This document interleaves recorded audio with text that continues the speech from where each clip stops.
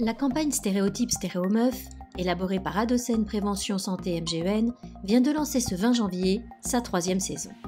Elle a pour but de sensibiliser les jeunes à la question de l'égalité entre les femmes et les hommes grâce à des outils pédagogiques pour déconstruire les stéréotypes, dont une web-série réalisée en partenariat avec Arte.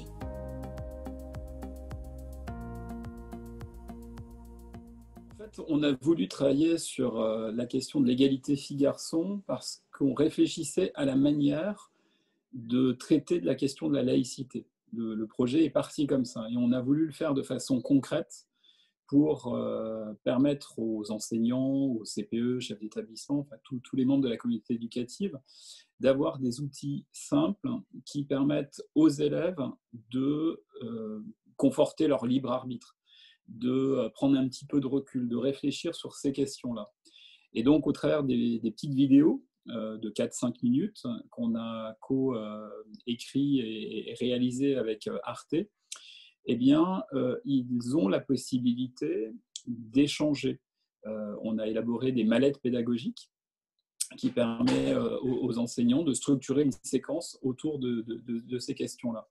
Sur les 2 premières saisons, qui sont sorties en 2019 et 2020, sont 400 000 collégiens, parce que c'est plutôt la cible qu'on vise en priorité pour ces campagnes, qui ont utilisé Stéréotypes, Stéréomeufs, qui ont travaillé sur ces questions-là. Donc on trouve que c'est plutôt un beau gage de succès et on espère que la 3e saison va avoir le même intérêt cette année. Oui. J'avais fait un pari avec la déléguée générale de l'association, Sophia Eliosfi, et donc j'ai joué effectivement dans le 2e épisode de Stéréotypes Stéréomeufs. C'est un petit clin d'œil, voilà, parce que c'est un projet qu'on a vraiment porté ensemble, etc. Et c'était un peu rigolo de faire ça. Et je crains que ma carrière d'acteur ne s'arrête là.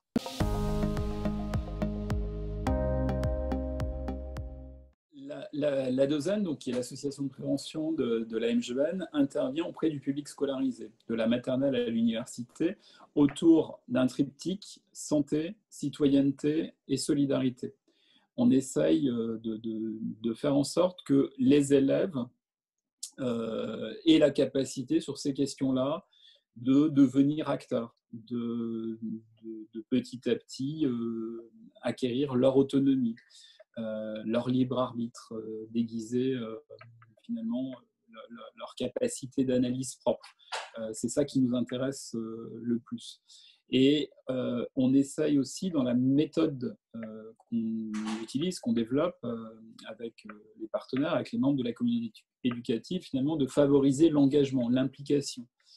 Par exemple, là, durant la crise sanitaire, au mois de mai, on s'est interrogé sur comment on allait pouvoir accompagner le retour à l'école des plus petits, des maternelles et des primaires, mais aussi des collégiens, et comment on allait pouvoir parler de la question des gestes barrières. Et bien, on a élaboré des outils, des bandes dessinées pour les plus petits autour de ça, et puis pour les collégiens, les lycéens, et surtout les collégiens, on a élaboré une campagne qu'on a appelée « Pas trop jeune pour », sur le mode de faire en sorte que les jeunes puissent s'impliquer, s'engager pour leur propre santé, pour celle des autres, au travers des petits webinaires qui leur permettent d'avoir des informations sur l'histoire des règles en santé publique, des règles de salubrité, d'hygiène, comprendre les différences culturelles sur ces questions-là, avoir des éléments de comparaison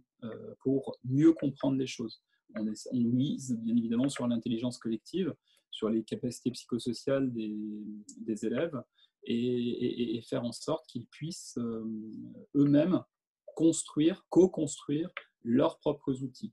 Et ça, c'est vraiment une marque de fabrique de l'association à laquelle on tient beaucoup.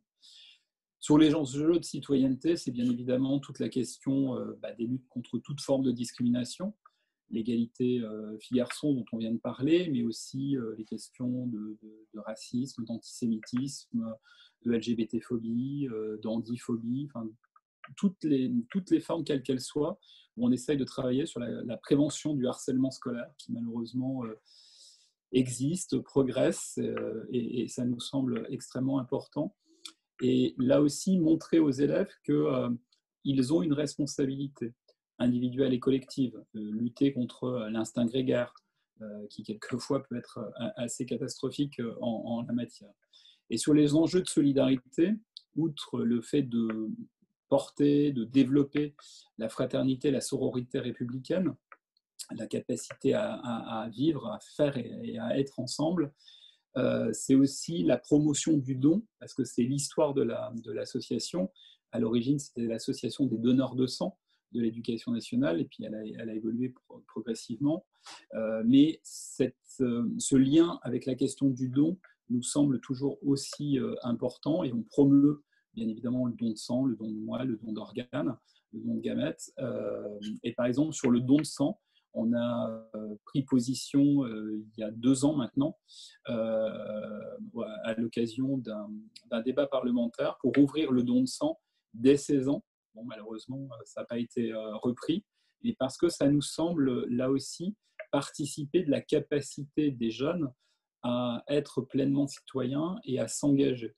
Donc peut-être que d'autres occasions nous seront données pour faire avancer cette revendication.